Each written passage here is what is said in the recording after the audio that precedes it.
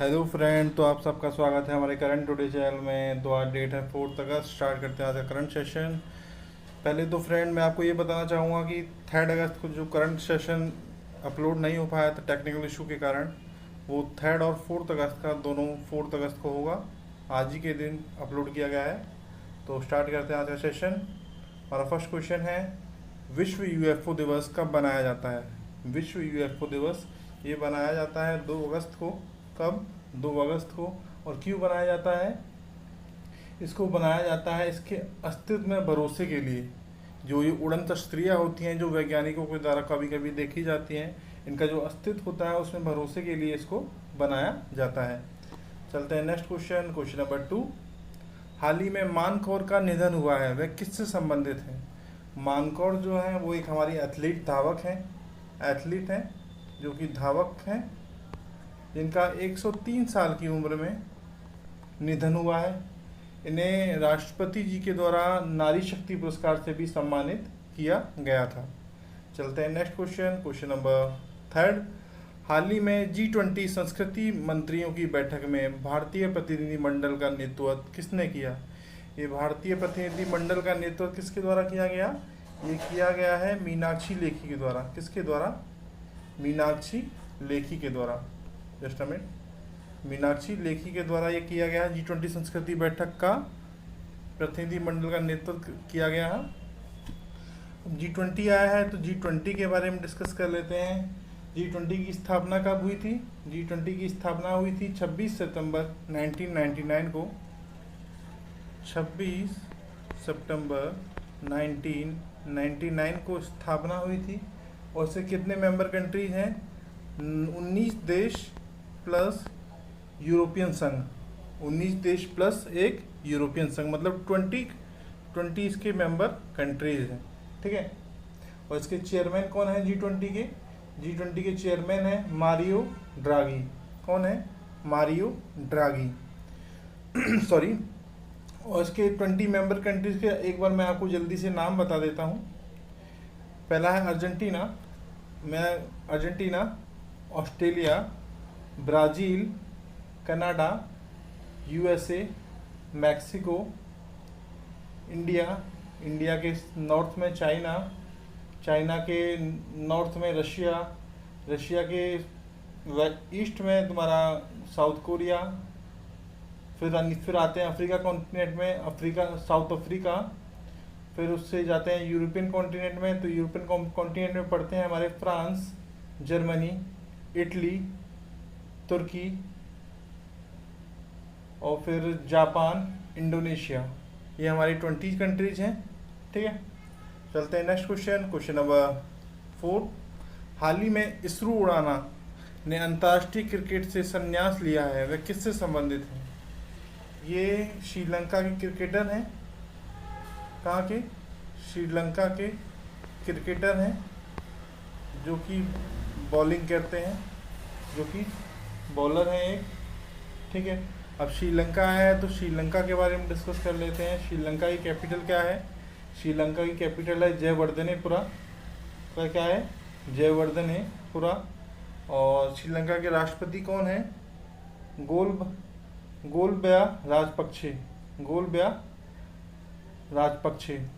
और श्रीलंका की भाषा कौन सी है? सिंगली और तमिल। और श्रीलंका का सबसे बड़ा नगर कौन सा है? कोलंबो। क्या है? कोलंबो। सॉरी, श्रीलंका के जो राष्ट्रपति हैं उनका नाम है गोटबाया राजपक्षे। मैं थोड़ा गलती बोल दिया था पहले, तो उनका नाम है गोटबाया राजपक्षे। ठीक है।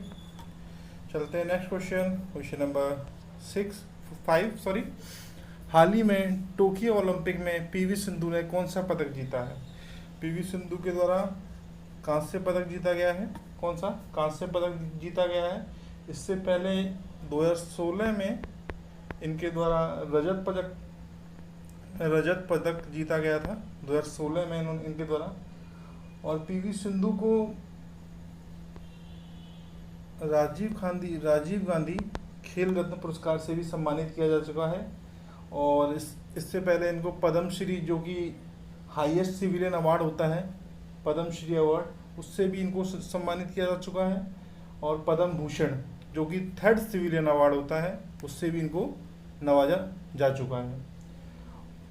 तो रियो ओलंपिक आया है, थोड़ा रियो ओलंपिक के बारे में डिस्कस कर लेते हैं। रियो ओलंपिक कहाँ हो रहा है इस समय? Tokyo Olympic, not a Rio Olympic. Rio Olympic जो हुआ था वो 2016 में हुआ था, ये टोक्यो ओलंपिक है। टोक्यो ओलंपिक कहाँ हो रहा है इस समय?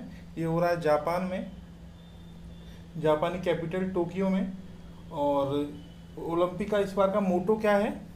ओलंपिक का इस बार का मोटो है भावना से संयुक्त। किससे? भावना से संयुक्त, इसका मोटो है इस बार का ओलंपिक का मोटो। और इसमें कितने जो कंट्रीज हैं वो भाग ले रहे हैं? इसमें 205 जो नेशंस हैं, 205 देशों की टीम जो है वो इसमें भाग ले रही है। कितने? 205 नेशन की टीम इसमें भाग ले रही है। और इसमें कितने एथलीट भाग ले रहे हैं? इसमें एथलीट ले रहे हैं 11,090 एथलीट इसमें भाग ले रहे हैं।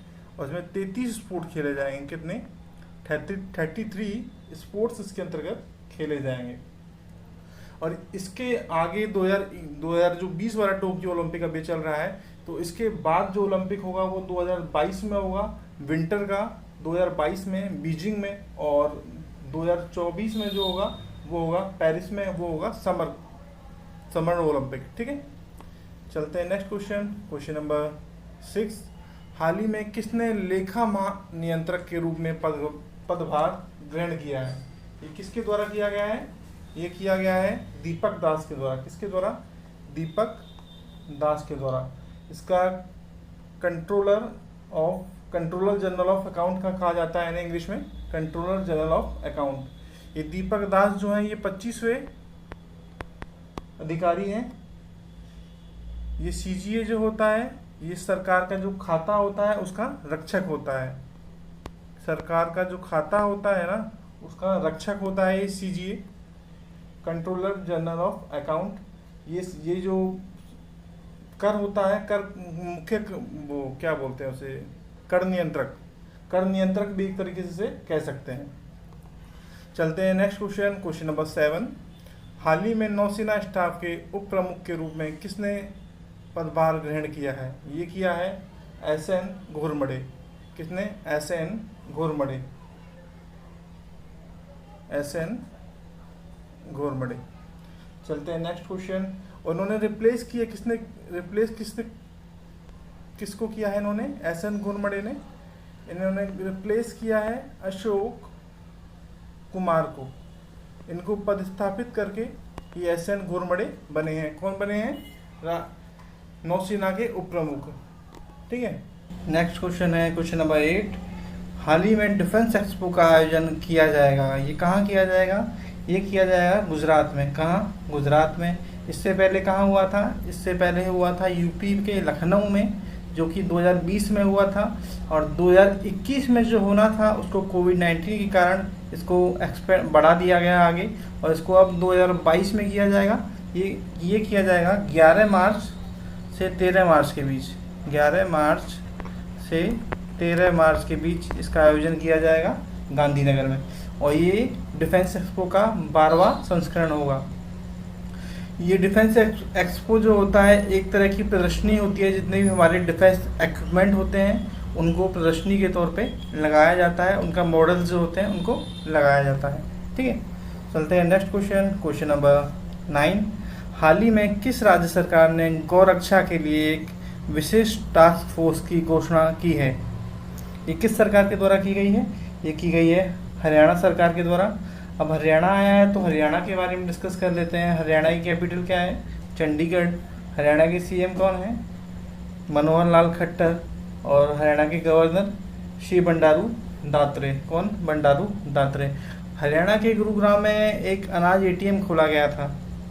हरियाणा के गुरुग्राम में एक अनाज एटीएम भी खोला गया था, जिसके अंतर्गत जो राशन कार्ड जो धारक होते हैं उनको उस एटीएम के द्वारा 7 मिनट में 70 kg अनाज उनको प्राप्त किया जा सकता है। वो एक डिजिटल था जिसमें अंगूठा या राशन कार्ड जो नंबर होता है उसके द्वारा राशन प्राप्त किया जा सकता है उससे। चलते हैं नेक्स्ट क्वेश्चन, क्वेश्चन नंबर 10। हाल ही में कहाँ ऑर्किड संरक्षण केंद्र खोला गया है? ये ऑर्किड संरक्षण केंद्र कहाँ खोला गया है? ये खोला गया है उत्तराखंड में। कहाँ? उत्तराखंड में। ये वन विभाग की, ये जो ऑर्किड संरक्षण केंद्र है ये वन विभाग की एक अनुसंधान शाखा है। कैसे? वन विभाग की एक अनुसंधान शाखा है जिसके अंतर्गत वो रिसर्च कर सकती है। इसका उद्देश्य क्या है?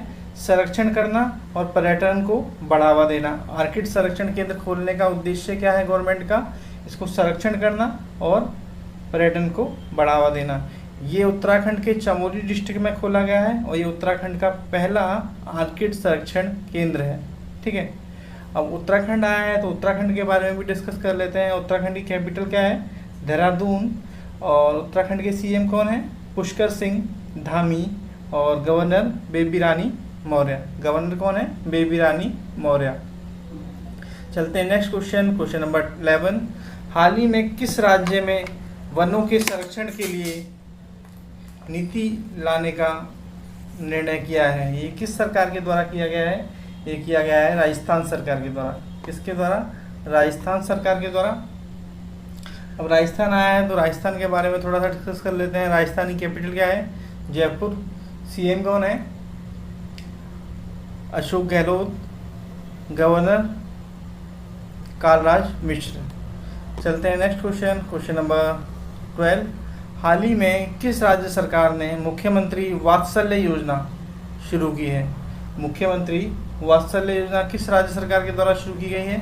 ये की गई है उत्तराखंड के द्वारा। इसके द्वारा? उत्तराखंड के द्वारा। वात्सल्य योजना है क्या? इसके अंतर्गत कोरोना के अंतर्गत जो भी बच्चे अनाथ हो चुके हैं, जिनके माता या पिता कोई भी मृत्यु कर गए हैं, तो उन बच्चों के लिए आर्थिक सहायता प्रदान की जाएगी डायरेक्ट बेनिफिट ट्रांसफ़र के द्वारा। क्या प्रदान की जाएगी? आर्थिक सहायता प्रदान की जाएगी उन अनाथ बच्चों के लिए जिनकी कोरोना के दौरान मृत्यु हो गई, जिनके माता पिता की, उन बच्चों को। ठीक है, और इसका सत्यापन का कार्य जो है जिला अधिकारी के पास रहेगा, क्योंकि किस बच्चे के माता पिता डेथ करे हैं, किसके नहीं करे हैं, तो उसका सत्यापन करने की जानकारी है वो जिला अधिकारी के पास रहेगी। चलते हैं नेक्स्ट क्वेश्चन, क्वेश्चन नंबर 13। हाल ही में किस बैंक ने योनो के लिए सिम बाइंडिंग फीचर लॉन्च किया है? ये किसके द्वारा किया गया है सिम बाइंडिंग फीचर लॉन्च? ये किया गया है एसबीआई बैंक के द्वारा। एसबीआई बैंक के द्वारा। इसके अंतर्गत दो ऐप हैं, योनो और योनो लाइट ऐप। योनो और योनो लाइट ऐप। इस ऐप के अंतर्गत जो एसबीआई बैंक के जो धारक हैं, एसबीआई बैंक के जो ग्राहक हैं, उनको सुरक्षा प्रदान की जाएगी। साइबर सुरक्षा या फिर जो धोखाधड़ी जो बैंकों के साथ होती है आजकल, जो बढ़ती जा रही है, उनसे इनको सुरक्षा प्रदान की जाएगी। ये लॉन्च किया गया है एसबीआई बैंक के द्वारा। अब एसबीआई आया है तो एसबीआई के बारे में डिस्कस कर लेते हैं। एसबीआई के अध्यक्ष कौन है? दिनेश कुमार खारा। और एसबीआई का हेडक्वार्टर कहाँ है? मुंबई में। और इसकी स्थापना कब हुई थी? इसकी स्थापना हुई थी 1 जुलाई 1955 को। ठीक है, चलते हैं नेक्स्ट क्वेश्चन, क्वेश्चन नंबर 14। हाल ही में किस बैंक ने दुकानदार ओवरड्राफ्ट योजना शुरू की है? ये किस बैंक के द्वारा शुरू की गई है? ये शुरू की गई है एचडीएफसी बैंक के द्वारा। और ये दुकानदार ओवरड्राफ्ट योजना जो है ये खुदरा और जो छोटे विक्रेता होते हैं उनके लिए ये सुविधा प्रदान की गई है। ये उसके अंतर्गत ओवरड्राफ्ट की सुविधा प्राप्त कर सकते हैं। जो छोटे दुकानदार होते हैं, खुदरा विक्रेता होते हैं, वो इसके अंतर्गत सुविधा प्राप्त कर सकते हैं। इसमें सुविधा प्राप्त करने के लिए 3 वर्ष के लिए खुदरा विक्रेता का उसमें अकाउंट होना चाहिए और उसके अंतर्गत लेन देन उसका चालू रहना चाहिए।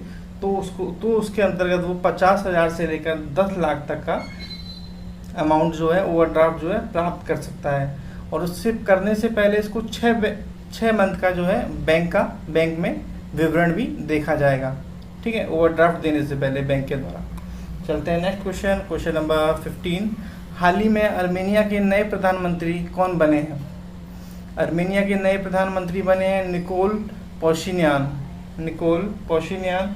अब ये अर्मेनिया है तो अर्मेनिया के बारे में डिस्कस कर लेते हैं। अर्मेनिया की कैपिटल क्या है? येरेवन। अर्मेनिया की कैपिटल क्या है? येरेवन। और प्रेसिडेंट कौन है? आर्मेन सरकीसियन। कौन? आर्मेन सरकीसियन। चलते हैं नेक्स्ट क्वेश्चन आज का लास्ट क्वेश्चन नंबर 16। हाल ही में कौन सा शहर 100% टीकाकरण प्राप्त करने वाला भारतीय शहर बन गया है? ये कौन सा शहर है? ये है भुवनेश्वर। कौन सा? भुवनेश्वर। भुवनेश्वर आया तो भुवनेश्वर के बारे में डिस्कस कर लेते हैं। भुवनेश्वर कैपिटल किसकी है? भुवनेश्वर कैपिटल है उड़ीसा की। किसकी? उड़ीसा की कैपिटल है। और उड़ीसा की सीएम कौन है? नवीन पटनायक। कौन? नवीन पटनायक। और गवर्नर गणेशी लाल। कौन है गवर्नर? गणेशी लाल। उड़ीसा में भारत का पहला फायर पार्क खोला गया था। कौन सा पार्क खोला गया था? फायर पार्क खोला गया था उड़ीसा में पहला।